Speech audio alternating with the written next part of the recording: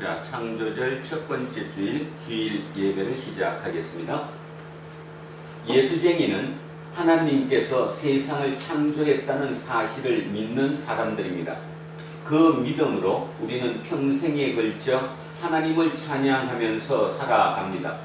삶의 형편이 좋기 때문에만 찬양하는 게 아니라 형편이 어려워도 찬양합니다. 억지로 찬양하는 게 아니라 중심에서 기꺼이 찬양합니다. 마음을 하나로 모아 우리 모두 창조주 하나님을 예배하겠습니다. 찬양하라 내 영혼아, 찬양하라 내 영혼아, 온 마음과 정성 다하여 주 찬양하라.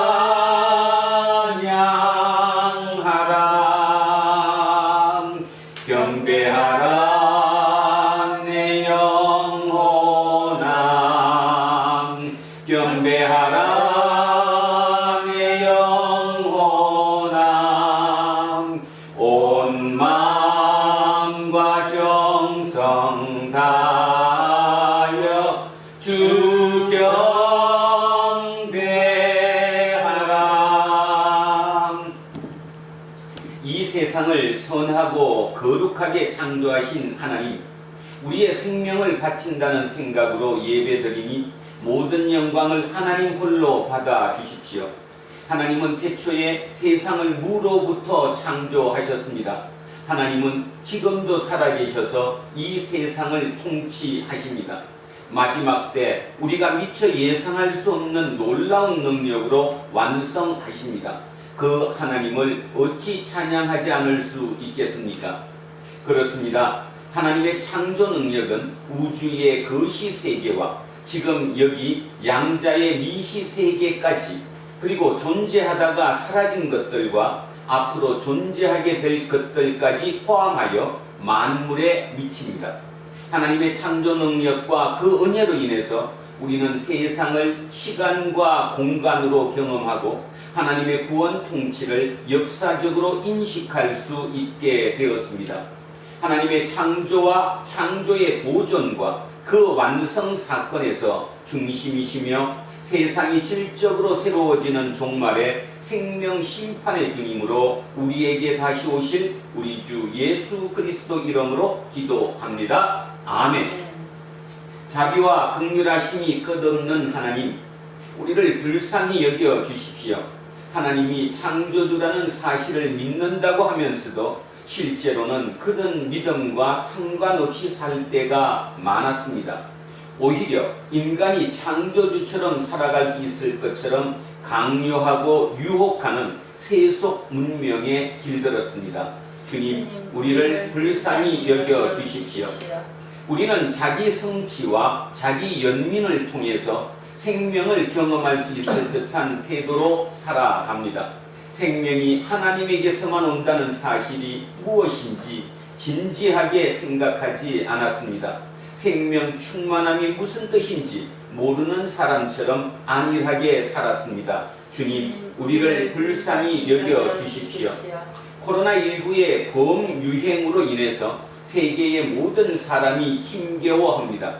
일상에서 타격을 크게 받은 사람이나 적게 받은 사람 모두 지구라는 배를 함께 타고 여행하는 공동 운명체라는 사실을 깊이 깨닫기 바랍니다.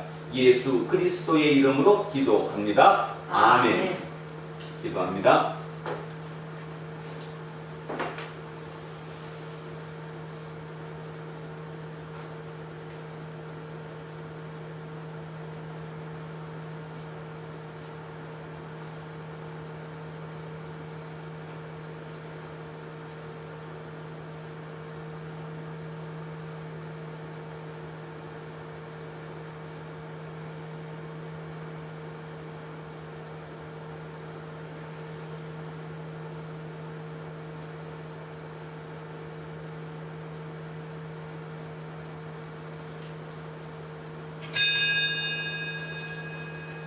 우리는 십자가와 부활의 예수 그리스도를 통해서만 죄와 죽음으로부터 온전히 해방된다는 사실을 알고 믿는 사람들입니다.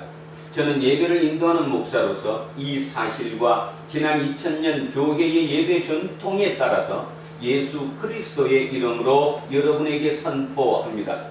지금 여러분이 아는 모든 것들은 용서받았습니다. 기뻐하시고 이웃의 잘못도 기쁜 마음으로 용서하십시오. 아멘.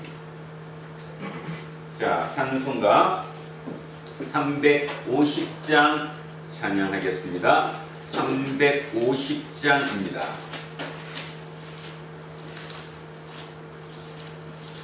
우리들이 싸울 것은 혈기 아니요, 우리들이 싸울 것은 육체 아니요, 마귀 권세 맞서 싸워 깨쳐버리고 죽을 영혼 살릴 것일세. 한 마음으로 힘써 나가세, 한 마음으로 힘써 싸우세. 악한 마귀 군사들과 힘써 싸워서 성전고를 울리기까지. 우리들이 입은 갑옷새가 아니요, 우리들이 가진 검은 강철 아니요, 하나님께 받아 가진 평화의 복음 거룩하신 말씀이로다.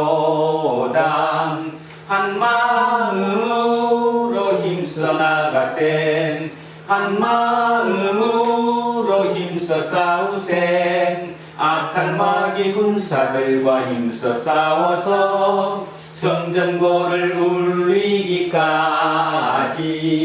악한 마귀 죄 아무리 강할지라도 우리들의 대장 예수 앞서 가시니 주저 말고 용감하게 힘써 싸우세. 죄의 승리 얻을 때까지. 한 마음으로 힘써 나가세, 한 마음으로 힘써 싸우세. 악한 마귀 군사들과 힘써 싸워서 성전고를 울리기까지. 죄악 중에 빠진 사람 죄를 뉘우쳐 십자가에 달린 예수 믿기만 하면 위태한 데 빠진 영혼 구원 얻어서 천국 백성 될 것임일세. 한 마음으로 힘써 나가세, 한 마음으로 힘써 싸우세. 악한 마귀 군사들과 힘써 싸워서 성전고를 울리기까지.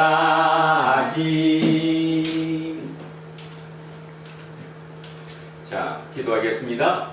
빛이 있으라 말씀하신 하나님, 주님의 말씀은 우리 삶을 밝히는 등불이요 진리에 이르는 길이며 만물을 존재하게 하는 능력입니다. 지금 우리에게 하나님의 빛을 허락하시어 사사로운 생각을 멈추고 깨끗한 정신으로 하나님의 말씀에 집중하도록 도와주십시오. 예수 그리스도의 이름으로 기도합니다. 아멘. 자, 오늘의 첫째 말씀 출애굽기로 갑니다. 구약 성서 98쪽입니다. 출애굽기 12장 1절에서 14절까지 말씀입니다. 98쪽 출애굽기 12장 1절에서 18절 말씀입니다. 14절 말씀입니다. 자, 천천히 합독하십니다. 여호와께서 애굽 땅에서 모세와 아론에게 일러 말씀하시되 이달을 너희에게 달의 시작 곧 해의 첫 달이 되게 하고 너희는 이스라엘 온 회중에게 말하여 이르라. 이달 여벌에 너희 각자가 어린 양을 잡을지니 각 가족대로 그 식구를 위하여 어린 양을 취하되 그 어린 양에 대하여 식구가 너무 적으면 그 집의 이웃과 함께 사람 수를 따라서 하나를 잡고 각 사람이 먹을 수 있는 분량에 따라서 너희 어린 양을 계산할 것이며 너희 어린 양은 험없고 1년 된 수컷으로 하되 양이나 염소 중에서 취하고 이달 19날까지 간직하였다가 해질 때에 이스라엘 회중이 그 양을 잡고 그 피를 양을 먹을 집 좌우 문설주와 인방에 바르고 그 밤에 그 고기를 불에 구워 무교병과 쓴 나물과 아울러 먹되 날것으로나 불에 삶아서 먹지 말고 머리와 다리와 내장을 다 불에 구워 먹고 아침까지 남겨두지 말며 아침까지 남은 것은 곧 불사르라. 너희는 그것을 이렇게 먹을지니 허리에 띠를 띠고 발에 신을 신고 손에 지팡이를 잡고 급히 먹으라. 이것이 여호와의 유월절이니라. 내가 그 밤에 애굽 땅에 두루 다니며 사람이나 짐승을 막론하고 애굽 땅에 있는 모든 처음 난 것을 다 치고 애굽의 모든 신을 내가 심판하리라. 나는 여호와라. 내가 애굽 땅을 칠 때에 그 피가 너희가 사는 집에 있어서 너희를 위하여 표적이 될지라. 내가 피를 볼 때에 너희를 넘어가리니 재앙이 너희에게 내려 멸하지 아니하리라. 너희는 이날을 기념하여 여호와의 절기를 삼아 영원한 규례로 대대로 지킬지니라. 아멘. 자, 성시교독 시편 149편으로 갑니다. 910쪽입니다. 구약성서 910쪽 시편 149편 말씀입니다. 자, 910쪽 시편 149편입니다. 자, 시작합니다.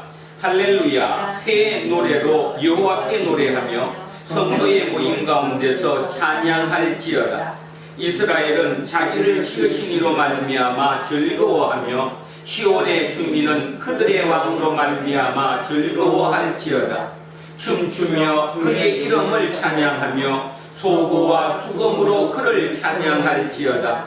여호와께서는 자기 백성을 기뻐하시며 겸손한 자를 구원으로 아름답게 하심이로다. 성도들은 영광 중에 즐거워하며 그들의 침상에서 기쁨으로 노래할지어다. 그들의 입에는 하나님에 대한 찬양이 있고 그들의 손에는 두 날 가진 칼이 있도다. 이것으로 문나라에 보수하며 민족들을 벌하며 그들의 왕들은 사슬로 그들의 귀인은 철고랑으로 결박하고 기록한 판결대로 그들에게 시행할지어다. 이런 영광은 그의 모든 성도에게 있도다. 할렐루야. 아멘. 둘째 말씀 로마서로 갑니다. 신약성서 257쪽입니다. 신약성서 257쪽 로마서 13장 8절에서 14절 말씀입니다. 257쪽 로마서 13장 8절에서 14절. 자, 시작하겠습니다. 피차 사랑의 빛 외에는 아무에게든지 아무 빛도 지지 말라.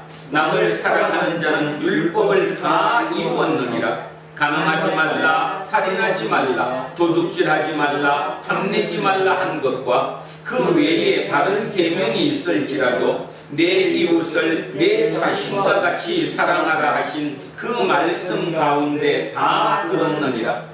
사랑은 이웃에게 악을 행하지 아니하나니 그러므로 사랑은 율법의 완성이니라. 또한 너희가 이 시기를 알거니와 자다가 깰 때가 벌써 되었으니 이는 이제 우리의 구원이 처음 믿을 때보다 가까웠습니다.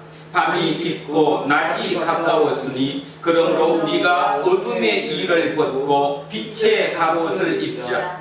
낮에와 같이 단정히 행하고 방탕하거나 술 취하지 말며 음란하거나 호색하지 말며 다투거나 시기하지 말고 오직 주 예수 그리스도로 옷 입고 정욕을 위하여 육신의 일을 도모하지 말라. 아멘. 자, 셋째 말씀 마태복음으로 내려갑니다. 신약성서 30쪽 마태복음 18장 말씀입니다. 30절, 마태복음 18장 15절에서 20절까지 말씀입니다. 신약 성서 30쪽에 있습니다. 자, 18장 15절에서 20절 시작하겠습니다. 내 형제가 죄를 범하거든 가서 너와 그 사람과만 상대하여 권고하라. 만일 들으면 내가 내 형제를 얻은 것이요, 만일 듣지 않거든 한두 사람을 데리고 가서 두세 증인의 입으로 말마다 확정하게 하라. 만일 그들의 말도 듣지 않거든 교회의 말하고 교회의 말도 듣지 않거든 이방인과 세리와 같이 여기라. 진실로 너희에게 이르노니 무엇이든지 너희가 땅에서 매면 하늘에서도 매일 것이요, 무엇이든지 땅에서 풀면 하늘에서도 풀리리라. 진실로 다시 너희에게 이르노니 너희 중에 두 사람이 땅에서 합심하여 무엇이든지 구하면 하늘에 계신 내 아버지께서 그들을 위하여 이루게 하시리라. 두세 사람이 내 이름으로 모인 곳에는 나도 그들 중에 있느니라. 아멘. 자, 오늘 주신 말씀입니다. 누가복음 16장 1절에서 13절까지 말씀입니다. 누가복음 16장 1절에서 13절입니다. 천천히 생각하시면서 합독하시겠습니다. 또한 제자들에게 이르시되 어떤 부자에게 청지기가 있는데 그가 주인의 소유를 낭비한다는 말이 그 주인에게 들린지라. 주인이 그를 불러 이르되 내가 내게 대하여 들은 이 말이 어찌 됨이냐. 내가 보던 일을 생하라. 청지기 직무를 계속하지 못하리라 하니, 청지기가 속으로 이르되 주인이 내 직분을 빼앗으니 내가 무엇을 할까. 땅을 파자니 힘이 없고 빌어먹자니 부끄럽구나. 내가 할 일을 알았도다. 이렇게 하면 직분을 빼앗긴 후에 사람들이 나를 자기 집으로 영접하리라 하고 주인에게 빚진 자를 일일이 불러다가 먼저 온 자에게 이르되 내가 내 주인에게 얼마나 빚졌느냐. 말하되 기름 100마리니이다. 이르되 여기 내 증서를 가지고 빨리 앉아 50이라 쓰라 하고, 또 다른 이에게 이르되 너는 얼마나 빚졌느냐. 이르되 밀 100석이니이다. 이르되 여기 내 증서를 가지고 80이라 쓰라 하였는지라. 주인이 이 옳지 않은 청지기가 이를 지혜 있게 하였으므로 칭찬하였으니 이 세대의 아들들이 자기 시대에 있어서는 빛의 아들들보다 더 지혜로움이니라. 내가 너희에게 말하노니 불의의 제물로 친구를 사귀라. 그리하면 그 제물이 없어질 때에 그들이 너희를 영주할 처소로 영접하리라. 지극히 작은 것에 충성된 자는 큰 것에도 충성되고 지극히 작은 것에 불의한 자는 큰 것에도 불의하리라. 너희가 만일 불의한 제물에도 충성하지 아니하면 누가 참된 것으로 너희에게 맡기겠느냐. 너희가 만일 남의 것에 충성하지 아니하면 누가 너희의 것을 너희에게 주겠느냐. 십타인이 두 주인을 섬길 수 없나니 혹 이를 미워하고 저를 사랑하거나 혹 이를 중히 여기고 저를 경히 여길 것임이니라. 너희는 하나님과 재물을 겸하여 섬길 수 없느니라. 아멘.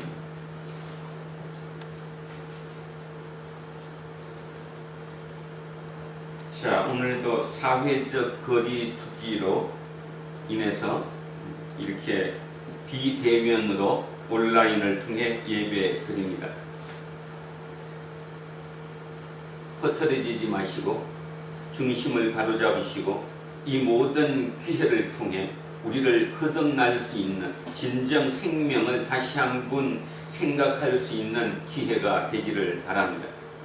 자, 오늘의 설교 제목은 New Normal, 만몬이냐 예수냐. 좀 도발적인 제목을 달았습니다. New Normal. 노멀이라고 하죠. 시대가 변합니다. 어떤 시대에서 또 다른 새로운 시대로 변화가 일어나면 그 삶의 기준이 바뀌게 되죠. 새로운 기준이 생긴다, 새로운 표준이 생긴다, 그런 뜻입니다. 그래서 New Normal이라는 말은 새로운 기준 또는 새로운 표준. 자, 지금 우리는 코로나19로 인해 우리 대한민국뿐만 아니라 전 세계가 새로운 변화의 분기점에 서 있습니다. 자, 우리는 새로운 기준이 필요하죠. 그 기준이 만몬이냐 예수냐 이렇게 달았습니다. 다들 듣고 뉴스를 통해서 알고 계시겠지만 지금 대한민국의 기독교는 아주 심각한 지경에 처해 가고 있는 것 같습니다. 기준을 잘못 잡았기 때문이죠. 옛날의 기준이 그대로 지금 기준으로 돼 있기 때문이 아닐까요? 자, 로더니 스타크라고 하는 미국에 있는 대학 교수이면서 이분은 특별하게 사회학자인데 종교사회학자입니다. 그래서 그 스타크 교수가 이런 이야기를 합니다. 기독교가 아주 짧은 시간 300년 만에 지배 종교가 된 이유가 뭘까? 그래서 사회학적으로 그분은 그거를 고찰했습니다. 2000년 전 예수의 시대로 돌아가서 그 시대 상황을 본 거죠. 도대체가 어떤 이유 때문에 기독교라고 하는 이 종파가 아주 짧은 300년이라는 짧은 시간에 로마 전체의 지배 종교가 될 수 있었을까를 연구를 했습니다. 여러 답이 나왔죠. 여러 답이. 짧거든요. 로마라고 하는 그 시는 다신교 시대고 다종교 시대였는데 그 다종교 시대에 기독교라고 하는 이스라엘이라고 하는 예루살렘이라고 하는 아주 작은 곳에서 시작된 이 그리스도교 공동체가 지배 종교가 되는데 300년밖에 걸리지 않았습니다. 그게 이해가 안 간다는 거죠. 그래서 그 스타크 교수는 연구한 결과에 대해서 이렇게 얘기합니다. 여러 가지가 있지만 가장 중요한 게 뭐였냐 하면 역병 때문이었다는 거예요. 역병. 지금으로 따지면 코로나 바이러스처럼 이렇게 전염병, 역병이라는 거죠. 여러분도 역사 시간에 들어본 기억이 있을지 모르는데 AD 165년에서 180년, 그러니까 기원 후 165년에서 180년까지 약 15년 동안 로마에 역병이 유행했습니다. 그 역병을 우리는 뭐라고 부르느냐 하면 안토니우스 역병이라고 부릅니다. 이유가 왜 안토니우스 역병이라고 부르느냐? 그때 황제 이름이 누구였냐면 우리가 잘 알고 있는 명상록을 집필했던 철학자 황제였거든요. 누구였냐면 마르쿠스 아우렐리우스입니다. 마르쿠스 아우렐리우스 철학자였으며 명상록까지 집필했던 대단한 황제가 그 지배하던 통치하던 그 시대 그 분의 마지막 이름이 안토니우스이거든요. 그러니까 정확한 이름이 마르쿠스 아우렐리우스 안토니우스. 그래서 뒤에 있는 이 안토니우스라는 이름을 따서 우리는 그 역병을 뭐라고 부르느냐 하면 안토니우스 역병이라고 합니다. 현대 과학자들은 그때 그 병이 아마 1000년도였을 것이다 이렇게 추측하는 학자들이 상당히 많습니다. 지금 우리가 중요한 것은 그게 1000년도였는지 뭐였는지 그게 중요한 게 아니라 로마 시대에 165년에서 180년 약 15년 동안 역병이 돌았다는 게 중요한 거죠. 그런데 그 15년 동안 역병이 돌아서 죽은 인원이 얼마냐? 최소 4분의 1에서 최대 3분의 1까지 죽었대요. 엄청나게 죽은 거죠. 4명 중에 1명이 죽었거나 더 넓게 보면 3명 중에 1명이 죽었다는 것입니다. 엄청나게 죽었다는 거죠. 아우렐리우스도 그 역병으로 죽었습니다. 황제도 그걸로 죽었어요. 자, 그런데 중요한 사실은 당연히 그렇다면 여러분 머릿속에 이게 떠올라야 되잖아요. 아, 역병이 돌았다. 지금 코로나19가 돌듯이. 그러면 그리스도 공동체, 예수 공동체도 걸렸을까요? 안 걸렸을까요? 당연히 걸렸겠죠. 그런데 그때 다시 얘기하면 종교 집단이 되게 많잖아요. 뭐 별의별 종교가 다 있는 다신교 시대잖아요. 그 다른 종교들은 전부 다 종교의 지위급에 있는 사제나 위에 있는 사람들, 또는 사회적으로 위치가 높은 데 있는 사람들, 경제적으로 부를 가지고 있는 사람들, 그들은 그 역병을 피하기 위해서 다 뿔뿔이 도망갔대요, 시골로. 자기 혼자만 살기 위해서 이제 뭐 산으로 들어갔든 하여튼 시골로 들어갔겠죠. 그래서 다른 종교에서는 다 피했는데 이 기독교 공동체 내에서는 어떤 일이 벌어졌냐 하면 피한 게 아니라 그 사람들을 도와줬다는 거예요. 살리려고. 지금이야 우리는 그게 바이러스인지 알지만 2000년 전에 그 사람들이 바이러스가 뭔지 알았어요, 몰랐어요? 당연히 몰랐잖아요, 그죠? 근데 그들은 피하지 않고 자기 공동체 내에 그 역병에 걸린 사람을 뭐 했다는 거예요? 도와줬다는 거예요, 살리려고. 그러니까 더 걸렸겠어요, 안 걸렸겠어요? 걸렸겠죠. 중요한 사실은 그럼에도 불구하고 다른 종교와 차별이 됐다는 것입니다. 다른 종교는 다 자기들 살기 위해서 뿔뿔이 흩어졌는데 심지어는 자식이 부모를 버리고 부모가 자식을 버렸대요. 역병이니까. 자, 그랬었는데 이 기독교 공동체만큼은 아니었다는 것입니다. 자기 공동체 내에서 어떻게든 그 역병에 걸린 사람을 살리려고 애를 썼다라는 거예요. 지성이면 감천이라는 말을 우리는 쓰죠. 마음이 그렇게 통하면 결국은 그렇게 돼간다는 거잖아요. 자, 그게 확장됐어요. 이제 타종교 사람, 우리 공동체 식구가 아닌 사람들도 병에 걸린 사람들을 도와주기 시작한 거죠. 그러니까 어떤 일이 벌어졌냐 하면 타종교를 믿는 사람들이 개종하기 시작한 거예요. 개종이 뭔지 알죠? 다른 종교를 믿다가 뭘로 바꾼 거예요, 지금? 기독교로 이제 종교를 바꾼 거죠. 로드니 스타크 교수는 2000년 전으로 돌아가서 그 시대의 사회를 따져보면 왜 300년이라는 아주 짧은 시간 내에 기독교 공동체가 최대의 지배 종교가 되었는가에 대한 답이 바로 그거였다는 것입니다. 굉장히 생각할 게 많죠. 그렇다면 지금 우리를 돌아보겠습니다. 대한민국의 가장 큰 세력이 기독교 세력입니다. 기독교 세력은 지금 어떻습니까? 방역본부에서 대면 예배를 드리면 안 된다. 서로 살아야 하지 않겠느냐. 그런데 어떻게 해요? 그냥 대면 예배를 숨어서 드린다거나 뭐 지금 문재인 정부를 공격한다거나 심지어는 방역대책본부의 정은경 그 본부장인가? 그분을 지금 고발했죠. 정치 방역한다고. 도저히 상식적으로는 이해가 가지 않는 일이 지금 기독교 내에서 벌어지고 있다는 것입니다. 자, 2000년 전과 지금의 차이가 뭡니까? AD 165년에서 180년 사이 15년 동안 로마를 휩쓸었던 역병 이름 안토니우스 역병 때 기독 공동체에 처한 그 위치에서 행한 것과 지금 2020년 대한민국의 코로나19는 이 역병 속에서 교회가 하고 있는 일이 어떤 차이가 벌어지냐 이런 뜻입니다. 그러면 이때 또 저한테 질문을 할지도 모르죠. 그러니까 그때 초대 기독교 공동체들이 살리려고 그걸 감싸고 도와줬다며 그 지금도 우리도 살리려고 같이 모여서 예배드리고 하는 거 아니냐? 말이 안 맞죠. 그때는 그렇게 해서 살린다고 생각했고 지금은 이 코로나가 바이러스에 의한 전염병이라는 걸 알기 때문에 고쳐지는 걸 누가 하는 거예요? 국가가 고쳐주잖아요. 국가가 치료를 해주잖아요. 그럼 우리는 뭐 해야 돼? 거기부터 멀어져야지 생명을 살리는 거 아니에요? 우리 생명이 중요한 게 아니라 남의 생명도 중요하니까 그 생명을 살리기 위해서 내가 마스크를 써야 하고 거리두기를 해야 하고 방역을 그 기준을 지켜야 하는 것이잖아요.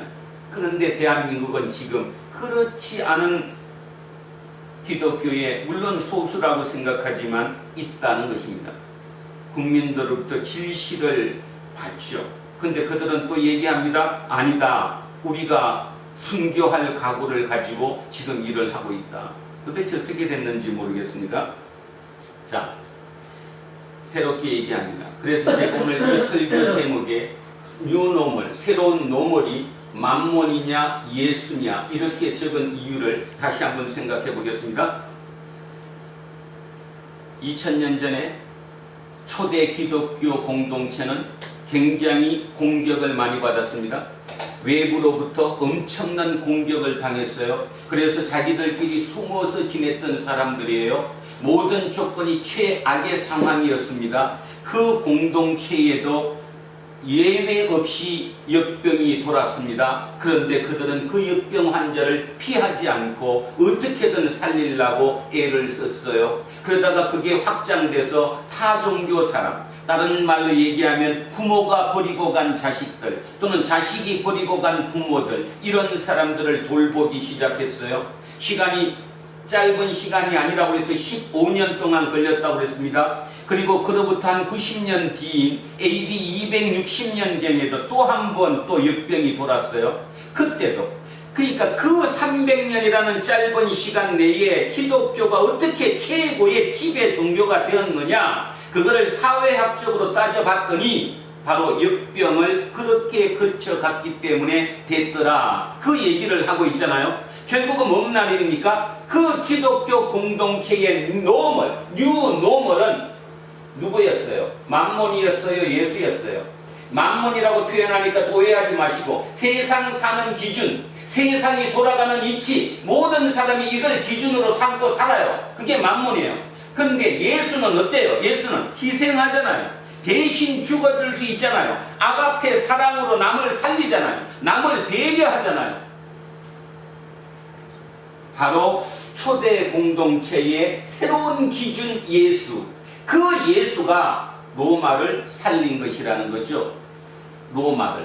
그래서 이 기독교가 로마의 300년 만에 로마의 지배 종교로 우뚝 섰다, 그 말씀을 드리고자 하는 것입니다.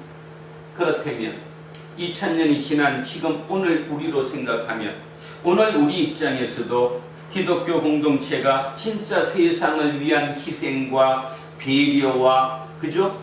사랑이 우리를 통해서 진짜 이끌어질 수 있다면 많은 사람의 개종이 일어날 수도 있지 않겠습니까? 우리가 새롭게 이 사회를 이끌어 나가는, 미래를 이끌어 나가는 새로운 기준이 될 수 있지도 않겠습니까? 그 염원을 담아 오늘 이 제목을 썼습니다.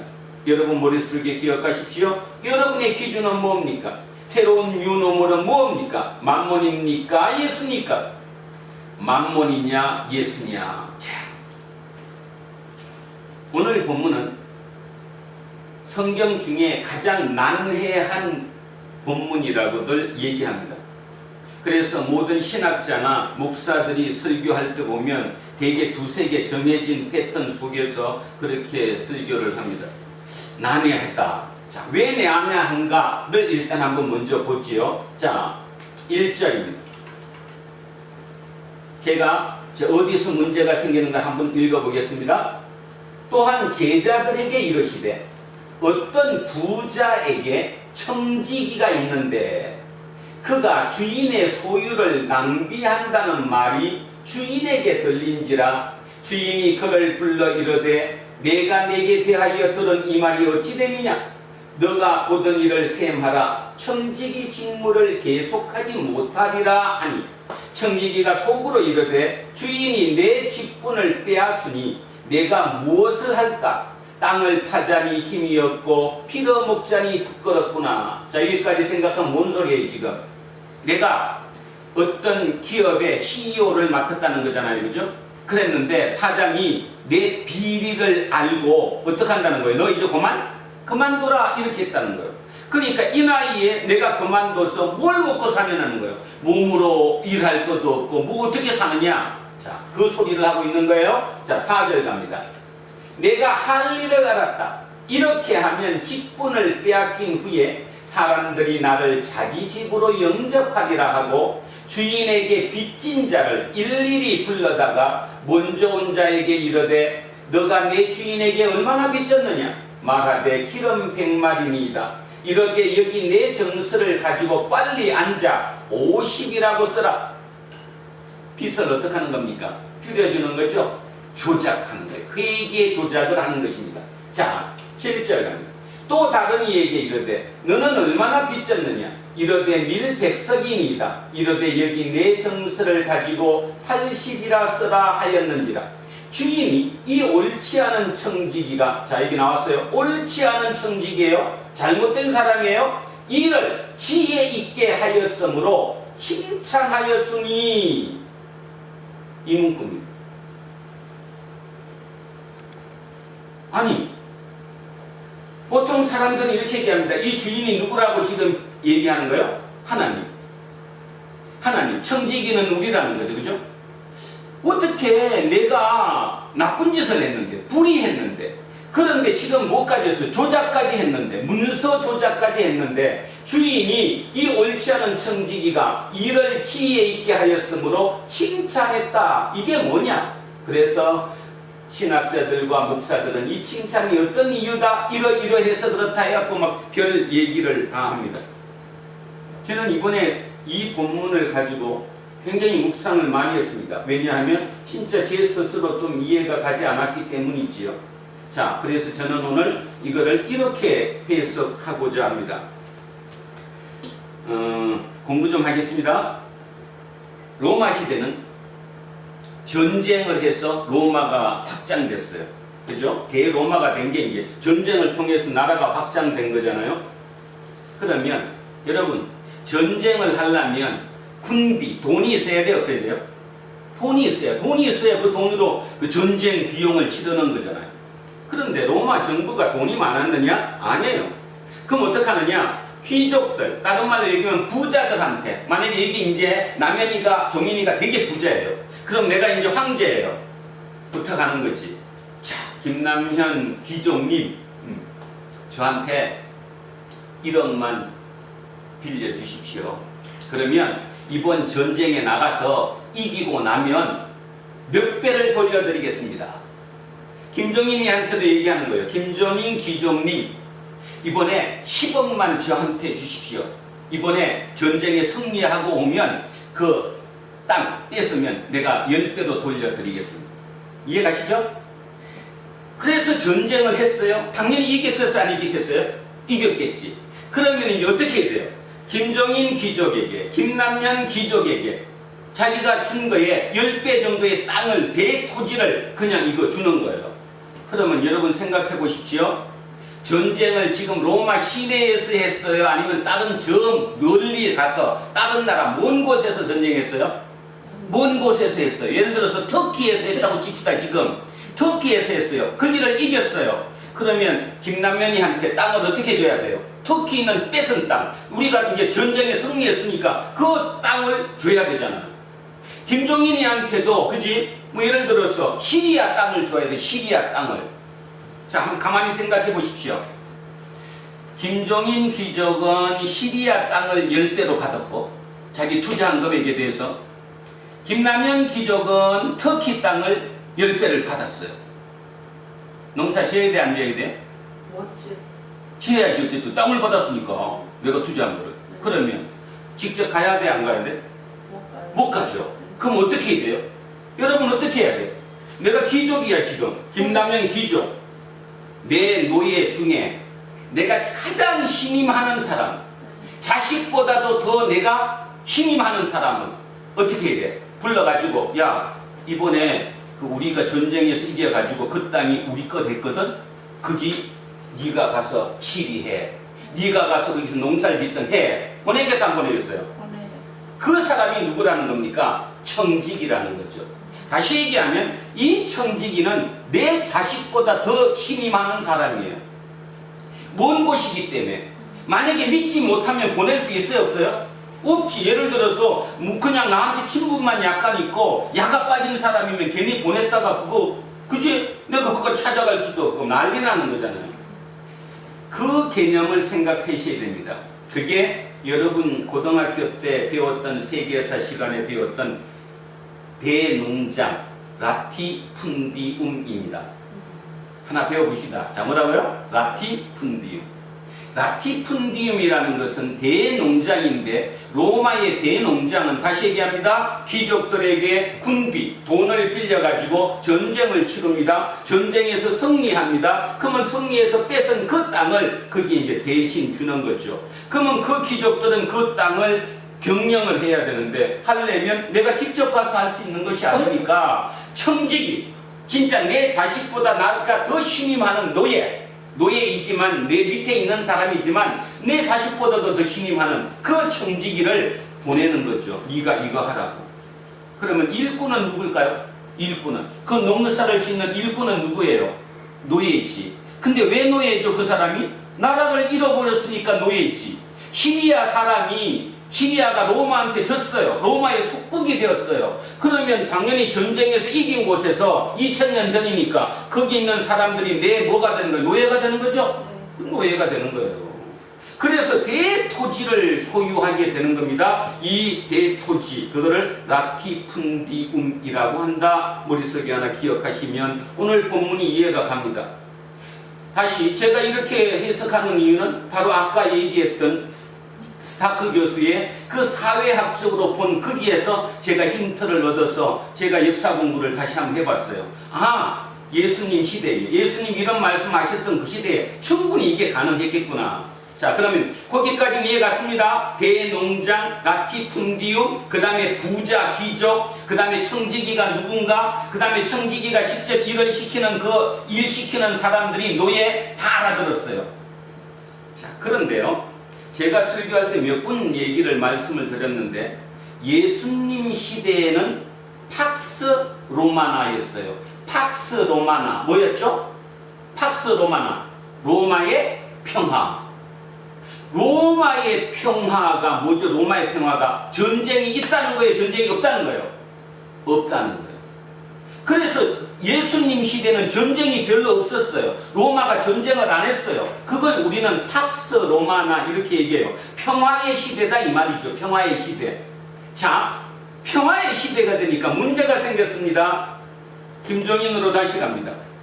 라티푼디움, 그죠? 김종인 귀족의 라티푼디움에 한 30년 지났더니 이미 거기 처음 일하던 사람들은 다 나이가 들었어요? 안 들었어요?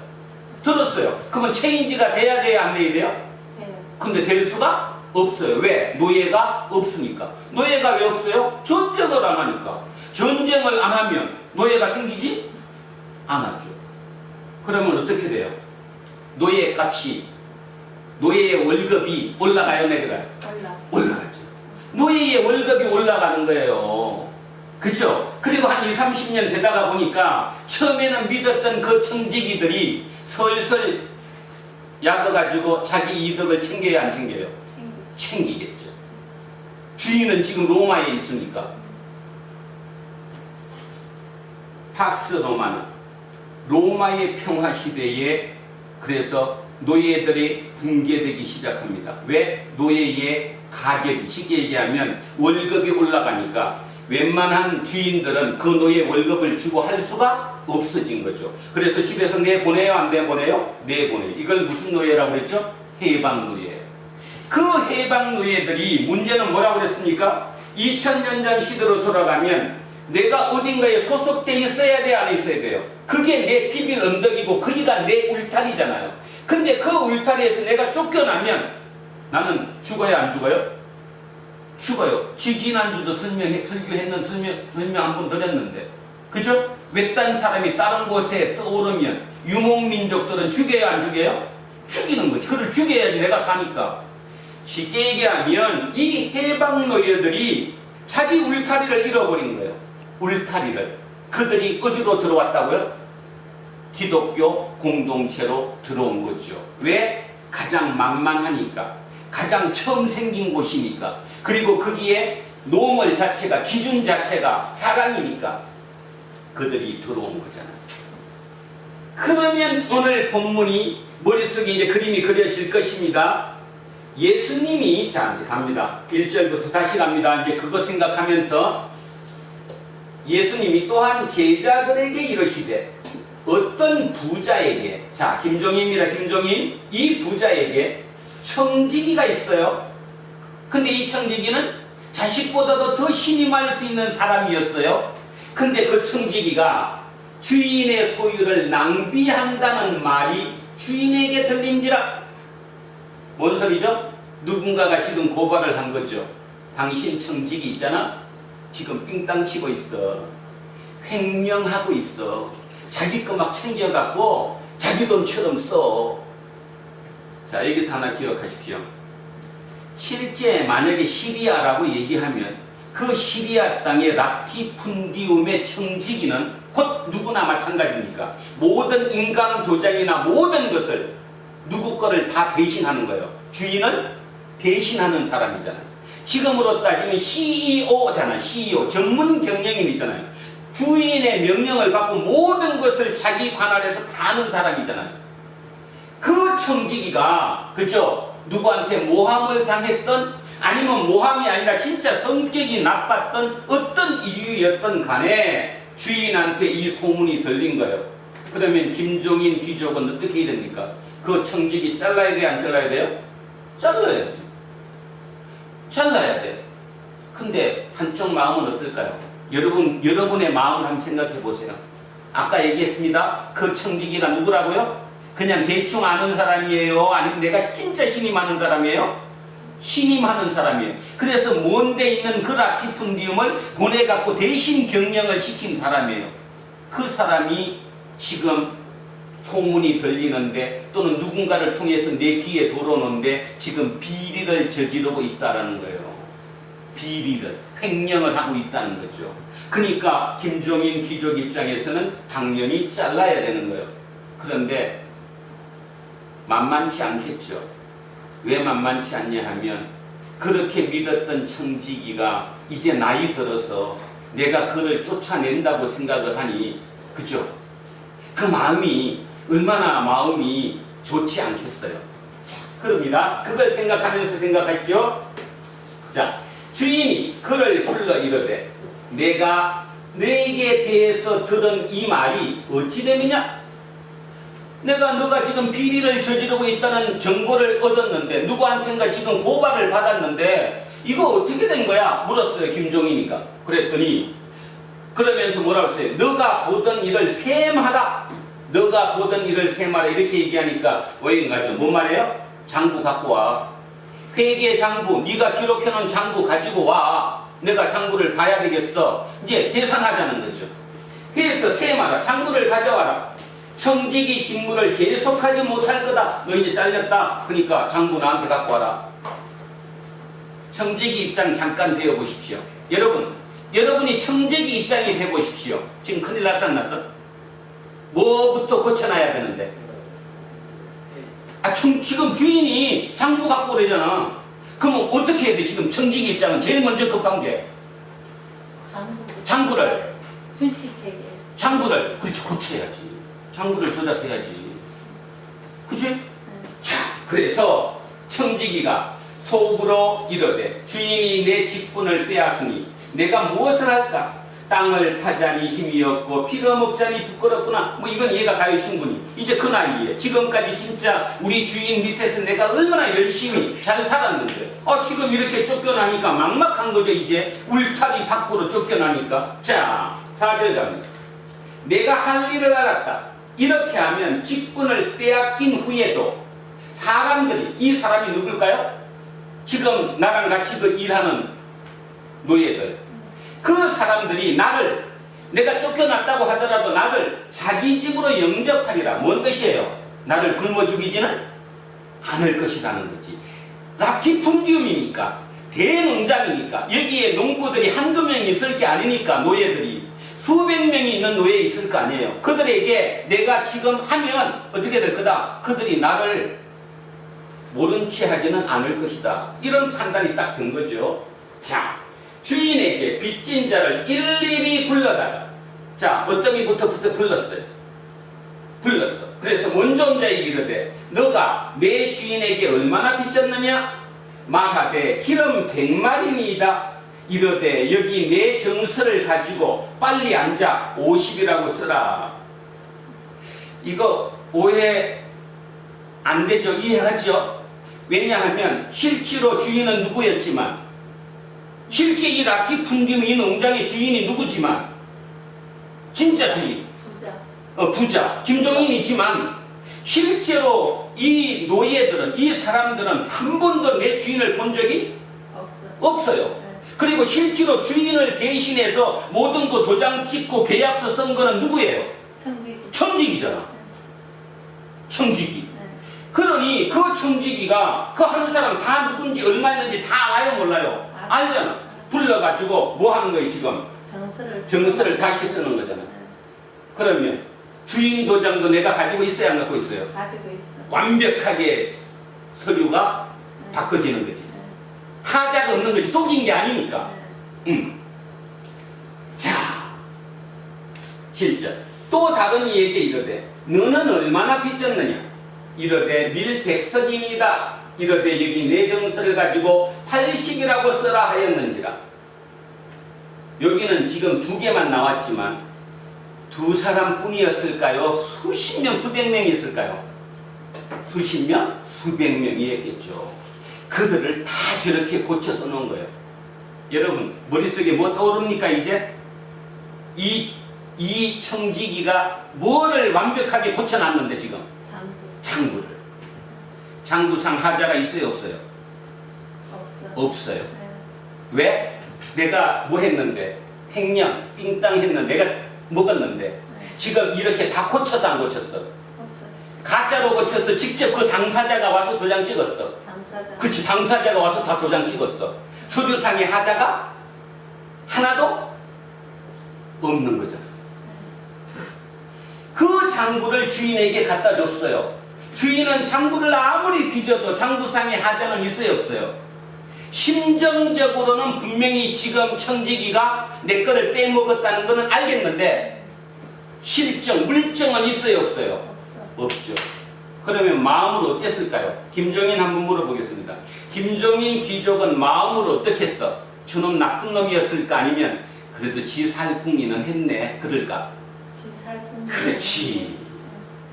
청직인데 나나 마찬가지였던 사람인데 평생은 나를 위해서 일했던 사람인데 내 자식보다 내가 그를 더 믿었던 사람인데 그죠? 그 사람이 그렇게 장부상의 물정을 하나도 없이 싹 만들어 놨으니까 마음속으로는 아이고 됐다 그래도 왜? 이제는 잡혀들어갈 일은 법적으로 다른 법적으로 어떻게 대할 일은 없는 거잖아요. 나하고 심정적으로 내가 기분이 좀 나쁜 거 외에는. 그랬다면 대부분의 주인, 보편적인 인간이라면 그 주인은 마음속으로 그래도 한숨 났다. 그래도 참 잘했네. 그치? 그럴까요 안 그럴까요? 그러겠죠. 그 얘기잖아요 지금. 주인이 이 옳지 않은 청지기가 분명히 옳지 않은 사람이 이게 알아요 지금. 심정적으로 또는 이게 물정만 없는 거지. 그런데 이를 지혜 있게 하였으므로 칭찬했대요. 이걸 오해하는 거예요 자꾸 사람들이. 신학자들도 그렇고. 칭찬했다는 게 야 너 네가 최고 이런 뜻이 아니잖아요 지금.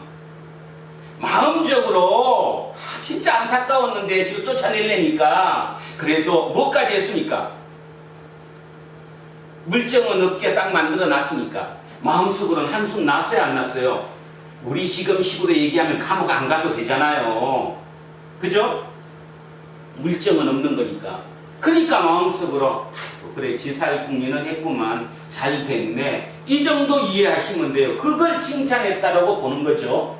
자 했으니 이 세대의 아들들이 자기 시대에 있어서는 빛의 아들들보다 더 지혜롭다. 자, 이 세대의 아들은 누구고 빛의 아들은 누구겠어요? 누가가 이걸 어떻게 썼겠어요? 빛의 아들은 누구 믿는 사람들이고 예수를 믿는 사람들이고 그리스도인들이고 이 세대의 아들은 그리스도를 믿지 않는 사람들이잖아요. 그러니까 믿지 않는 사람들이 이렇게 한 거잖아요 지금. 그러면 믿지 않는 사람, 그러니까 예수를 빼고 얘기하면 세상 사는 게 다 저래요 안 저래요? 다 저렇잖아요. 세상 사는 게 다 끼리끼리. 이 사람의 청지기만 나쁜 게 아니잖아요. 누구도 나쁜 사람이에요. 이 노예들, 일하는 사람들, 와서 서류 고쳐준 사람들. 더 냉정히 얘기하면 어떻게 됐을까요? 밀 50을 뭐 얼마로 쓰라 고치면서 뒤로는 야 내가 이거 빼줄 테니까 너 나한테 10줘 이렇게 하지 않았겠어요? 그게 세상에 돌아가는 이치 아닙니까? 세상에 돌아가는 이치? 그러니까 예수님이 지금 이 말씀하는 거예요. 세상 사는 사람들, 세상이 끝이라고 생각하고 이 지구별이 끝이라고 생각하는 사람들의 삶의 모습이 이렇다라고 얘기하는 거예요. 그러니까 주인도 이 나쁜 청지기를 벌 주지 않았기 때문에 마음속으로 뿌듯하고 기쁨이에요. 그래서 칭찬했다는 거예요. 뭐 불러놓고 칭찬했겠어요? 속으로 그래 네 살 궁리는 했겠네 잘했어.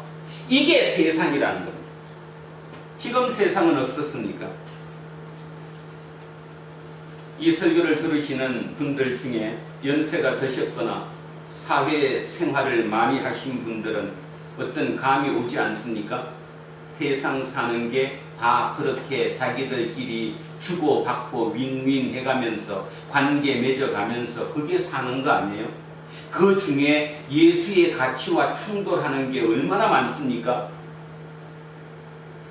저는 참 많다고 생각합니다. 예수쟁이지만 예수의 가치만 갖고는 할 수 없는 그 삶이 엄청나게 많다고 생각해요. 예수님은 지금 그의 말씀을 하신다라고 본다는 거죠. 그러면 이해가 가는 거죠. 이 본문이 뭐 어려운 본문이 전혀 아니라는 거예요. 충분히 이해가 가는 거예요. 예수님이 그 말씀을 하신 거예요. 그러면 이 글을 누가 썼어요? 지금 이거 편집한 사람이 누구죠? 누가 입장에서 이 편집을 왜 했겠어요? 이건 누가복음밖에 없거든요. 딴 데는 없어요. 마태복음, 마가복음엔 이 내용이 없습니다. 오직 누가복음에만 나오는 내용입니다. 그러면 누가복음에 누가가 이 글을 쓴 이유가 누구 때문에 썼죠? 누구 보라고 이거 썼어요? 응? 왜 이래요? 누가 공동체, 누가가 쓴 글이잖아요. 네. 그러면 누가가 이걸 누구를 위해서 보라고 쓴 거예요? 누가 공동체. 그렇지, 누가 공동체 식구들. 그러면 아까도 얘기했습니다. 누가 공동체 식구들의 주된 사람들이 누구들이죠? 해방노예. 바로 청직이잖아요. 바로 청직이고 여기 아까 밀백석인데 이 정서를 고친 그 노예들이잖아요. 그들이 울타리를 벗어나서 누가 공동체로 들어와 있는 거잖아요. 그러면 그들이 이 글을 읽으면서 마음이 어떤 게 생겼을까요? 죄책감이 사라지죠. 내 얘기네. 내 얘기. 내가 이런 삶을 살았는데 그 울타리에서 벗어나서 이제 예수 공동체로 들어왔네. 다시 얘기하면 지금까지 나는 이 세대의 아들들이었는데 이제 뭘로 바뀌었어? 빛의 아들들로 바뀐 거예요. 왜? 왜 바뀌었어요? 내가 바뀌고 싶어서 바뀌었어요? 시대가 바뀌었어요? 시대 상황이 바뀌어서 나도 바뀐 거잖아요. 똑같잖아요. 대한민국 2020년 아니 전 세계 2020년 코로나19로 인해서 자기의 원함이 아니라 원하지 않음에도 불구하고 위치가 모든 상황이 바뀌고 있잖아요. 어쩔 방법이 없잖아요. 그들이 누가 공동체에 들어온 거예요. 그래서 지금 빛의 아들들이 된 거예요. 이 글을 읽으면서 옛날에 이 세대의 아들들로 살던 그들이 예수를 따르는 예수쟁이 빛의 아들들로 살아가면서 이 얘기를 들으면서 마음속에 그래 저 얘기가 내 얘기야. 그렇지만 이제부터는 나는 누구로 살 거야? 빛의 아들들로 살 거야. 이럴 수도 있고 또는 저는 조금 더 들어가고 싶습니다.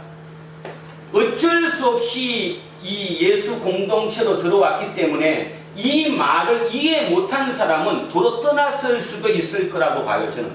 그래서 결론적으로 아까 처음으로 돌아가면 왜 스타크 교수가 얘기했던 것처럼 초기에 시작된 예수 공동체가 300년 정도 만에 로마의 지배 종교가 되었느냐? 소수 정예였기 때문에. 소수 정예라는 게 뭐예요? 진짜 예수의 가치를 따르는 사람들로 되었기 때문에 그게 가능했다는 거예요.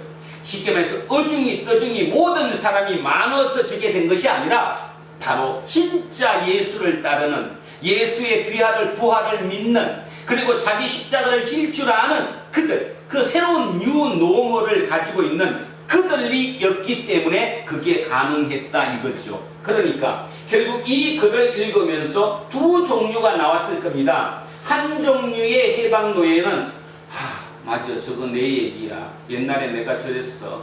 그런데 이제는 바뀌었어. 왜냐하면 이제 바뀐 이유는 예수의 부활 때문이야. 예수의 부활 때문이라는 얘기는 뭔 말이에요? 이 땅의 삶이 끝이 아니라는 걸 나는 믿어. 이 땅에, 이 지구별에서 내 목숨이 끊어지는 게 끝이 아니라는 걸 나는 믿어. 그 이후에 영생이 있다는 걸 믿어. 그러니까 지금부터는 나는 절대로 예전처럼 저렇게 살지 않을 거야. 그래서 새로운 뉴노멀이 누구라고 그랬어요? 예수라고 그랬어요. 그 예수를 끝까지 붙잡고 간 사람들, 그 누가 공동체에 그들에 의해 300년 만에 예수 공동체는 최고의 로마 제국의 지배 종교가 되었다. 그 말씀을 제가 오늘 드리고 싶다는 것입니다. 자, 9절 한번 가보겠습니다. 이제 얘기합니다. 여기까지는 뭔 얘기예요? 지금 예수님께서 제자들에게 세상 돌아가는 얘기를 해준 거예요. 그죠? 지금으로 따지면 9시 뉴스 이런 데서 여러 번 들어왔던 그 얘기를 이렇게 얘기를 해준 거예요. 그러면 누구든지 그걸 듣고 고개 끄덕였을 거예요. 아, 맞아, 지금 그래, 세상이 그래. 어려운 게 아니죠. 자, 9절 갑니다. 내가 너희에게 말하노니 불의의 제물로 친구를 사귀라. 자, 이건 예수님이에요. 예수님이 제자들에게 말씀하시는 거예요. 불의의 제물로 친구를 사귀라. 왜 하필이면 불의의 제물이라고 그랬을까? 이게 뭘까 도대체? 불의의 제물. 킹 제임스 번역 홈 정역은 이거를 만몬이라고 불렀습니다. 세속의 만몬으로. 그러면 세속의 만몬이라는 게 뭐예요? 돈이잖아요, 돈. 이 돈이 왜 불의의 제물이라고 했을까? 요거에 상대되는, 대비되는 게 뭐냐? 하늘의 보화예요. 하늘의 보화와 불의의 제물, 다른 말로 세속의 만몬, 비교 한번 해보십시오. 하늘의 보화와 세속의 만몬, 차이가 뭐예요? 세속의 만몬은 이 땅 지구별에서만 필요한 것이지, 지구별을 떠나면 이거는 무용지물이죠. 쓸 수 없는 거예요. 그런데 어떻습니까? 우리는 돈이 내 목숨이 여기서 끊어지면 나 천국 갈 때 돈 못 갖고 가요. 전혀 돈하고 관계없죠. 그죠? 그 돈은 이 땅을 떠나는 순간 무용지물이에요. 그런데 우리는 어떻습니까? 지금 어떠냐? 그 돈을 다 착같이 몸이 다 망가져 가면서 그 돈 만들어 놓으려고 지금 애쓰고 살지 않아요? 지금 그 얘기를 하는 거예요. 그 만몬을 친구를 사귀래. 그 만몬으로 친구를 사귀라. 그리하면 그 재물이 없어질 때, 자, 여기 또 오해하지 못하는데, 여기서는 이 재물이 없어질 때 이렇게 얘기했는데, 킹 제임스 번역은 네가 목숨이 끊어질 때 그들이 너희를 영주할 처소로, 자, 여기 보십시오. 뭐예요? 영원히 거주할 처소로. 영원히 거주할 처소가 어디예요? 죽고 난 뒤에 우리 보통 얘기하는 하나님의 나라라고 얘기하겠죠? 그걸로 영접할 거래요. 누구가?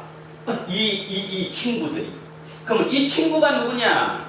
그 친구가 누굴까요? 아까랑 뭔 차이예요? 아까 청지기도 자기 직책이 떨어져 나갈 것 같으니까 자기 주변에 있는 그 사람들 불러다가 다 뭐 이렇게 바꿔줬잖아요. 그죠? 이거와 예수님께서 제물로 만몬으로 친구를 사귀라 하는 거와 차이가 뭐예요? 지금 여기 바로 다 나와 있는데, 아까 거는 아까 자 4절 3절 한번 가봅시다. 4절. 자, 내가 할 일을 알았다. 이렇게 하면 직분을 빼앗긴 후에 사람들이 나를 자기 집으로 영접하리라. 나를 자기 집으로 영접할 거다. 뭔 뜻이에요? 이 땅에서 나 굶어 죽게 하지 않을 거다. 이 얘기잖아요. 그러니까 여기서는 내가 이 사람들한테 이렇게 그걸 해줌으로 인해서 이 지구별의 삶에서도 나는 보호받을 수 있다라는 의미겠죠. 근데 조금 전에 봤던 자, 구절은 어떻습니까? 불의의 재물로 만몬으로 친구를 사귀면 그러면 그 재물이 없어질 때, 쉽게 말해서 내 목숨이 이 땅에서 끊어질 때 그 친구들이 나를 자기 집으로 영접하는 게 아니라 어디로? 영주할 처소로, 영원히 거주할 처소로, 다른 말로 하나님의 나라로 영접하다. 아까 그런 차이를 기억하시겠죠? 자, 그러면 이 불의의 재물로 친구를 사귀라는 게 뭘까? 쉽게 그냥 이해가기 쉽게 우리 지난번에 했던 얘기로 하겠습니다. 누가복음 중에 선한 사마리아인의 비유 있었죠? 사마리아인의 비유. 누군가가 그 여리고로 내려가는 그 길에서 도둑질 당해가지고 도둑 맞아갖고 막 온데 막 사람이 죽어갈 때 다 레위인이나 제사장들을 피해 지나갔는데 사마리아인은 그 사람들을 뭐해서 치료해줬어요? 안 해줬어요? 치료해줬어요. 그죠? 기억나죠? 그랬을 때 예수님이 뭐라고 그랬어요? 네 이웃이 누구냐 물었어요. 누구의 이웃이? 그 지금 고통당하는 그 두드리 맞아갖고 지금 그 고통당하는 그 사람의 이웃이 누구냐 물었어요. 누구였어요? 사마리아인이었어요. 그러면 사마리아인 입장에서 이 사람은 누구예요? 친구잖아. 다시 얘기하면 오해하지 말아요. 세상의 돈으로 친구를 사귀라. 이 친구를 사귀면 이 친구가 너를 영주할 처소로 영접한다. 또 오해할까봐 우리 몇 주 전에 이 얘기했습니다. 제사장급의 바리새인들이 안식일이 되면 사람들을 집으로 초대해서 음식을 대접했었어요. 그죠? 그때 예수님이 뭐라고 그랬던 거 기억나요 혹시? 네가 받을 수 있는, 되돌려 받을 수 있는 사람, 친척이라든가 그지? 형제자매라든가 친구라든가 이런 사람 초대하지 말고 길거리에 병들어 있는 사람이거나 다리를 못 쓰는 사람, 눈을 보지 못하는 사람이거나 이런 사람을 초대해서 그들을 먹여라. 그러면 너가 나중에 누구한테 마지막 심판 때 하나님으로부터 그 대가를 받을 거다. 기억나요? 그 생각하면 이 다음 나오겠네요. 다시 한번 읽습니다. 내가 너희에게 말하노니 불의의 재물로 만몬으로 돈으로 친구를 사귀라. 그리하면 그 재물이 없어질 때 내가 죽을 때 그들이 너희를 영주할 처소로 영접한다. 왜요? 그들은 나한테 내가 이 대주해 준 거를 윈윈 안 되잖아요. 아까는 윈윈이 됐잖아요. 너도 이익이고 나도 이익이었지만 이번에는 일방적으로 내가 돈으로 그를 살려주는 거잖아요. 그러면 이거의 대가는 누가 해준다는 거예요? 하나님이 내 마지막 심판 때 나에 대해서 보응해 주시는 거잖아요. 그러니까 이 말이 이해가 가겠죠. 그래서 예수님은 새로운 기준을 말씀하시는 거예요. 세상 사는 기준으로 돈은 어떠냐? 세상 사는 기준의 돈은 어떠냐? 축적의 대상이에요. 돈을 축적한다는 말은 무슨 뜻일까요? 돈을 축적하는 이유가 뭐예요? 여러분 그냥 돈이 많이 버는 돈잖아. 돈이 많다. 예를 들어서 은행에 한 50억이 있다. 삶이 어떻게 변하죠? 그렇죠. 왜? 누구의 힘이 세니까? 뭔 힘으로 그게 삶이 좋아요? 돈의 힘으로. 돈의 힘이 나를 기쁘게 하는 거, 그게 돈을 섬기는 거예요. 섬긴다는 말의 의미는 내가 그 밑에 있어야 되는 거잖아요. 그거의 통째를 받는 때는 섬긴다고 그랬죠. 거꾸로 돈을 내가 만들었어요. 그죠? 내 하고 싶은 대로 내가 주인이고 돈이 도구가 되는 거, 이거를 다스린다고 얘기해요. 지금 여기서 예수님이 얘기하는 건 뭐예요? 그럼 돈을 다스리라는 얘기예요? 돈을 섬기라는 얘기예요? 돈을 다스리라는 얘기죠. 그런데 대부분의 경우 돈이 처음에는 저 말을 믿고 나도 그래 돈을 다스릴 거야. 쓰면 막 써야지. 그치? 그 돈으로 뭐도 하고 누구도 도와주고. 그죠? 근데 어느 정도 돈의 힘이 내 속에 생기면, 내 속에 돈의 권력이 생기면 그 순간 돌변하죠.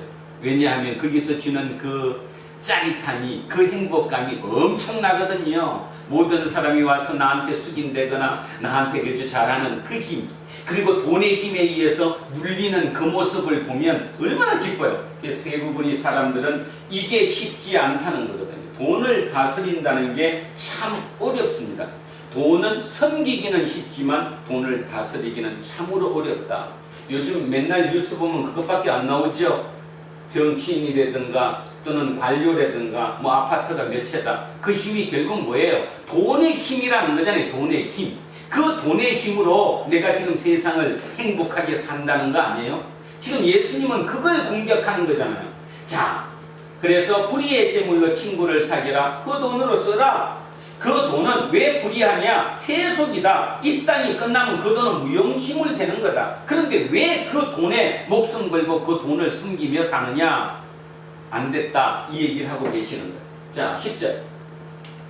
지극히 작은 것에 충성된 자는 큰 것에도 충성되고 지극히 작은 것에 불의한 자는 큰 것에도 불의하다. 뭐 이건 당연한 얘기예요. 너희가 만일 불의한 재물에도 충성하지 아니하면 누가 참된 것으로 너희에게 맡기겠느냐? 자, 다시 합니다. 너희가 만일 불의한 재물, 만몬에게도 충성하지 못하면 누가 너 참된 것을 네한테 맡기겠느냐?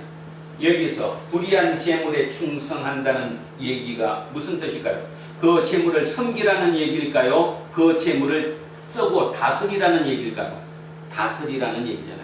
그 돈을 다스릴 줄 알아야 된다는 거잖아요. 그 돈을 다스리는 게 충성하는 거잖아요. 그렇게 되면 그 불의한 재물에도 충성하지 아니하면 누가 참된 것으로 너희에게 맡기겠느냐?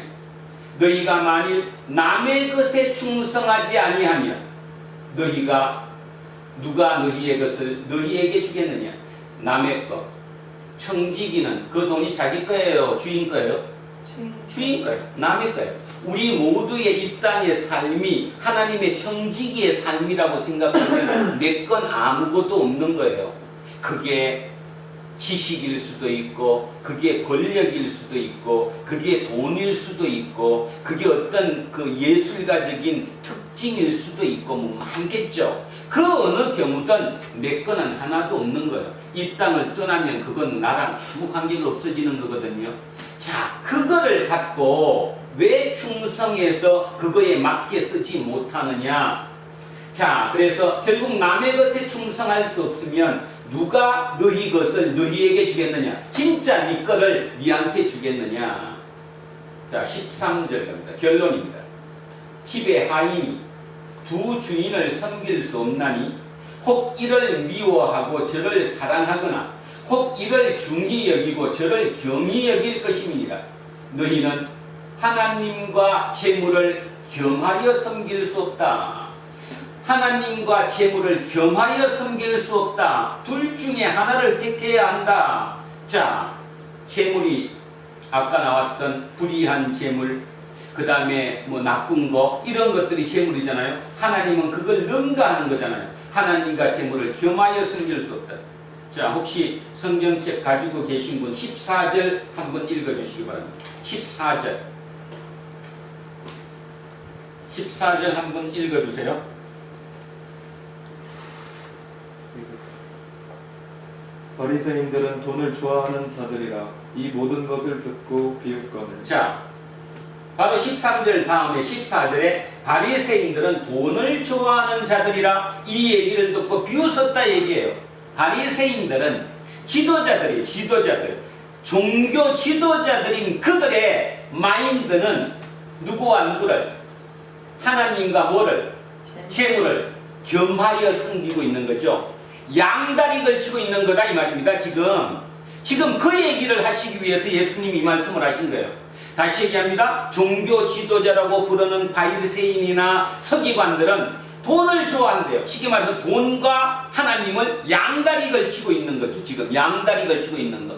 그런데 예수님은 뭐라고 얘기하느냐 하면 절대로 양다리 걸치면 안 된다. 하나만. 그 하나가 누구라는 거예요? 하나님. 하나님만 섬겨야 된다. 그 다음 제가 봅니다. 이 14절 이후에 뒤에 가면 우리가 많이 아는 19절에 그 부자와 거지 나사로 얘기가 나와요. 자, 19절에 부자와 거지 나사로 얘기가 나오거든요. 여기도 부자가 누굽니까? 누구를 섬기는 거예요, 지금? 부자가 돈을 섬기는 거예요. 근데 그 부자가 유대인이겠죠. 그럼 당연히 하나님 믿어야 안 믿어요? 믿죠. 양다리 걸치고 있는 거예요. 지금 이 16장에서 얘기하고자 하는 얘기는 결론적으로 누가 공동체 식구들에게 전하고자 하는 메시지의 키포인트는 뭐냐면 돈이냐 하나님이냐, 다른 말로 돈이냐 예수님이냐, 이걸 묻는 거예요. 지금 이 16장 전체가 다 오늘 우리에게도 묻는 거예요. 양다리 걸치고 있지? 설교를 들으시는 분들 기분이 좀 나쁘시겠지만 냉정히, 진짜 냉정히 감정에 치우치지 마시고 내가 지금 누구를 섬기고 있는가를 깊이 한번 생각해 보시기 바랍니다. 진짜 나는 예수를 30년이나 믿었는데 나는 예수를 섬기고 있는가? 아니면 돈인가? 쉽습니다. 어떻게 쉽죠? 내 행복이 어디서 오는가 보면 돼요. 내 행복이 예수 때문에 행복감이 오는가? 아니면 내가 가지고 있는 재물, 돈 때문에 행복감을 느끼는가? 내 힘의 원천이 어디인가를 잘 살펴보시기 바랍니다. 내 힘의 원천이 어딜까요? 내가 30년을 예수를 믿고 50년을 예수를 믿더라도 결국 그 힘의 원천이 예수가 아니라 만몬이면 양다리 걸치고 있는 거죠. 양다리 걸치고 있는 거. 그런데 그 양다리는 오늘 보셨던 것처럼 청지기 얘기처럼 그 주인이 그 청지기를 그렇게 믿었음에도 불구하고 결국 어느 순간 시점이 되면 어떻게 된다는 거예요? 그 청지기조차도 모든 걸 빼앗기고 마는 거예요. 모든 행복감과 모든 조건이 그거 하나로 다 끝나버리는 거예요. 자, 오늘 마지막 제목을 머릿속에 다시 한번 새기기 바랍니다. 자, 제목 한번 다시 갑니다. 오늘 두란노 공동체에게 우리 주님께서 말씀하십니다. 세상이 코로나로 인해서 진짜 온전히 변하고 있다. 자, 그래서 변하면 새로운 뉴노멀 기준이 필요하다. 그런데 당신은 어떠신가? 기준이 만몬인가? 예수인가? 진지하게 생각해봐라. 저 오래된 교회를 다니는 예수쟁이들이 저렇게 국가를 공격하고 코로나19를 이용해서 그죠? 자기들이 찾는 이유가 예수 때문일까? 만몬 때문일까? 도대체 자기의 기득권을 지키고자 저짓하고 있는 것은 아닌가? 깊이 한번 좀 생각해 보는 우리 모두가 되어야 할 것이라고 믿습니다. 특히 여기 젊은 친구들은 저런 기준이 없습니다. 왜냐하면 어른처럼 그런 경험을 갖지 못했기 때문이지요. 저들에게 새로운 기준이 제시되기를 원합니다. 예수입니다. 그러면 얘네들은 분명히 성공합니다. 아까 얘기했듯이 300년 만에 로마의 지배 종교로 설 수 있었던 것처럼 다시 이 예수가 우리의 젊은 친구들에게 새로운 기준이 될 수만 있다면 뭐 300년 안 걸릴 것 같아요. 30년도 안 걸려서 이 땅을 지배하는 위치에 설 수 있을 것이라고 믿습니다. 짧은 얘기 하나를 하고 마치겠습니다. 지난주에 읽었던 글 중에 하나가 미국의 벤처 기업가에 대한 얘기였습니다. 근데 그 기업가가 의류, 옷을 만드는 사람이에요. 나이도 안 많더라고요. 20대 후반에 옷을 만드는. 우리는 보통 벤처 기업 그러면 옷이 아니라 막 거창한 그죠? 뭐 4차 산업이라 얘기하는 IT라든가 뭐 이런 쪽을 얘기하는데 그 사람은 이런 생각을 했대요. 옷값이 너무 비싸다. 옷의 제조 원가가 1,000원밖에 안 되는데 그걸 5만 원씩 받는다는 게 말이 되냐? 자, 이런 논리였어요. 그래서 그 친구는 그런 생각을 했답니다. 젊은 친구가. 내가 옷을 만들어서 옷값의 원가를 다 투명하게 오픈하면 어떻게 될까? 그래서 지금 그는 옷값을 오픈합니다. 원재료값 얼마, 인건비 얼마, 집세 얼마, 통신비, 기타 공과금, 우리가 얘기하는 판매 관리비 얼마, 그래서 제조 원가가 얼마, 그래서 그 제조 원가의 2배를 받는다는 거예요. 2배를 받아서 팠는데 그 가격이 얼마냐? 시중 가격의 5분의 1이라는 겁니다. 그래서 4년 만에 매출액 1200억 됐다는 글을 읽었어요. 지금 제가 얘기로 하기 때문에 그 사람 이름과 회사 이름을 지금 기억을 못하는데 그런 내용이었습니다. 제가 그걸 읽으면서 마음속으로 그 생각했어요. 그래, 기준이 바뀌고 있어. 40대만 되더라도 그런 생각 못해. 왜냐하면 어떻게 원가를 밝혀? 내 건데 내 원가를. 말도 안 되는 거지. 근데 그 20대 후반 30대의 그 젊은 친구는 자기는 한번 밝혀보겠다고 그랬더니 그런 기적이 벌어지더라는 것입니다. 바로 오늘의 이 얘기죠. 여러분의 기준이 뭡니까? 기존입니까? 만몬이라는 것은 기존입니다. 기존. 예수입니까? 예수는 새로운 가치입니다. 어느 것을 택하시겠습니까? 코로나19는 우리에게 이것을 택하라고 우리에게 주신 줄 믿습니다. 오늘도 불편한 가운데 온라인으로 예배 드립니다. 귀에 잘 들어오지도 않습니다. 뭔가 서먹서먹합니다. 그럼에도 불구하고 진지하게 귀를 열고 한 번쯤 들어보셨으면 합니다. 기도하겠습니다. 살아계신 아버지 하나님 감사합니다. 존 스타크 교수님의 그 얘기를 다시 한번 생각해 보고자 합니다. 어떻게 기독 공동체는 그 300년이라는 짧은 시간 내에 대제국 로마의 지배 종교가 되었을까? 사회학적으로 고찰하고 분석해 보았더니 바로 그 역병이 가장 큰 원인 중에 하나였다라고 얘기합니다. 165년에서 180년까지 약 15년에 걸쳐서 로마 제국을 휩쓸었던 안토니우스 역병, 그 역병의 모든 다른 종교들은 다 뿔뿔이 흩어지고 심지어는 부모가 자식을 버리고 부모가 헤어지는 그런 속에서도 기독 공동체는 그 자기 공동체 내의 식구들을 감싸고 그들을 치료하는 그 모습, 그러다가 그게 확대되어서 길에 나앉은 다른 종교의 사람들에게도 그런 모습을 보여주다가 보니 그들이 개종했다는 얘기, 그 얘기가 우리의 머리에 크게 와 닿습니다. 그렇습니다. 코로나19를 통해서 하나님께서 우리에게 원하시는 메시지가 바로 그것이라고 믿습니다. 그것을 오늘날로 다시 해석하면 도대체 새로운 기준입니다. 코로나가 세계를 완전히 새로운 세상으로 바뀌고 있습니다. 그 바뀌어가는 새로운 기준이 무엇일까? 예전의 기준인 만몬이 아니라 새로운 기준인 진지한 예수, 사랑의 예수, 희생의 예수, 배려의 예수, 그 예수를 우리가 잡을 때 우리는 새로운 중심 세력으로 이 땅을 이끌어 갈 수 있다는 사실을 알게 되었습니다. 하나님 감사합니다.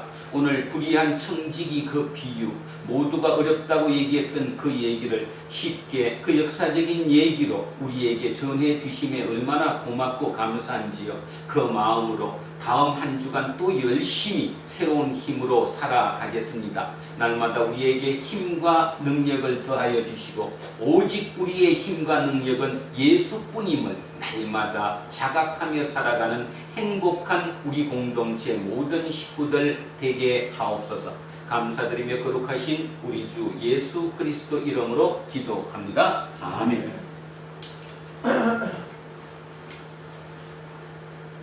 자, 찬송가 449장입니다. 찬송가 449장. 예수 따라가면 복음 순종하면 우리 행할 길 환하겠네.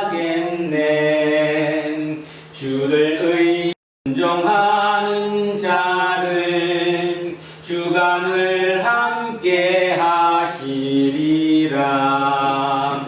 의지하고 순종하는 길은 예수 안에 즐겁고 복된 길이로다. 당하거나 우리 고생할 땐 주가 위로해 주시겠네. 주를 의지하며 순종하는 자를 주가 안위해 주시리라. 의지하고 순종하는 길은 예수 안에 즐겁고 복된 길이로다. 남의 짐을 지고 슬픔 위로하며 주가 상급을 주시겠네.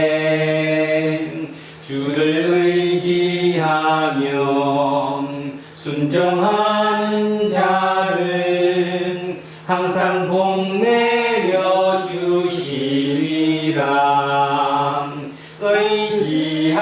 의지하고 순종하는 길은 예수 안에 즐겁고 복된 길이로다. 우리 받은 것은 주께 다 드리면 우리 기쁨이 넘치겠네. 주를 의지하며 순종하는 자를 은혜 풍성케 하시리라. 의지하고 순종하는 길은 예수 안에 즐겁고 복된 길이로다. 주를 힘입어서 말씀 잘 배우고 주를 모시고 살아가세. 주를 의지하며 항상 순종하며 주가 사랑해 주시리라. 의지하고 순종하는 길은 예수 안에 즐겁고 복된 길이로다. 사도신경으로 신앙 고백 드리겠습니다. 나는 전능하신 아버지 하나님 천지의 창조주를 믿습니다. 나는 그의 유일하신 아들 우리 주 예수 그리스도를 믿습니다. 그는 성령으로 잉태되어 동정녀 마리아에게서 나시고 본디오 빌라도에게 고난을 받아 십자가에 못 박혀 죽으시고 장사된 지 사흘 만에 죽은 자 가운데서 다시 살아나셨으며 하늘에 오르시어 전능하신 아버지 하나님 우편에 앉아 계시다가 거기로부터 살아있는 자와 죽은 자를 심판하러 오십니다. 나는 성령을 믿으며 거룩한 공교회와 성도의 교제와 죄를 용서하는 것과 몸의 부활과 영생을 믿습니다. 아멘.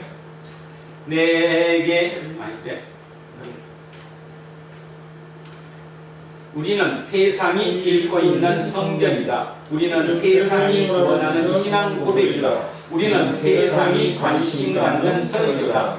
하늘에 계신 우리 아버지, 아버지의 이름을 거룩하게 하시며 아버지의 나라가 오게 하시며 아버지의 뜻이 하늘에서와 같이 땅에서도 이루어지게 하소서.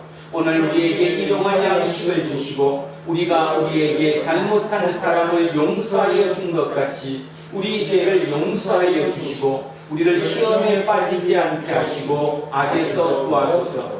나라와 권능과 영광이 영원히 아버지의 것입니다. 아멘.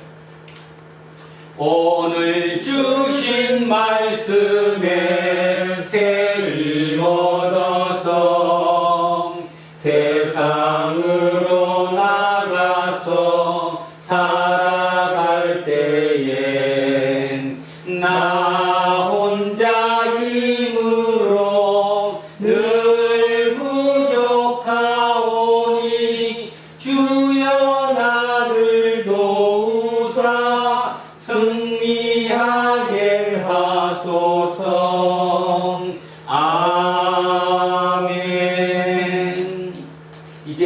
창조절 첫째 주일 공동 예배가 끝났습니다. 비대면이 일상으로 자리한 세상이라서 우리도 비대면의 방식으로 예배를 드렸습니다. 우리에게 새로운 영성이 필요한 시기입니다. 그 어떤 상황에서도 우리의 뉴노멀은 예수 그리스도임을 잊지 말고 진정한 예수쟁이로 살아가십시오.